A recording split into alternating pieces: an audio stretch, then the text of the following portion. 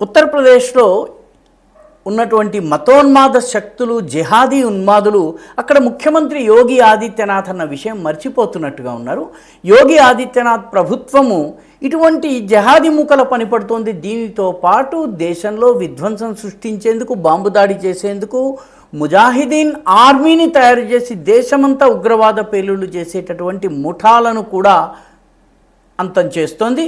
తాజాగా ఉత్తరప్రదేశ్లోని సుల్తాన్పూర్కి చెందినటువంటి అక్మల్ రజా, అదేవిధంగా సోన్భద్ర ఉత్తరప్రదేశ్లోనే ఉంది, దానికి చెందినటువంటి సఫీల్ సల్మానీ అలియాస్ అలీ రజ్వీ, అదేవిధంగా కాన్పూర్కి చెందిన మహమ్మద్ తౌసిఫ్, రాంపూర్కి చెందినటువంటి కాసిం అలీల్ని అరెస్ట్ చేసింది. వీళ్ళు పాకిస్తాన్లో ఉన్నటువంటి తమ అధికారులు చెప్పిన మేరకు ఈ దేశంలో రకరకాల ట్రైనింగ్లు ఇస్తున్నారు, ఆయుధాలని సమకూర్చుకుంటున్నారు, జహాద్కు ప్లాన్ చేస్తున్నారు, విధ్వంసానికి ప్లాన్ చేస్తున్నారు.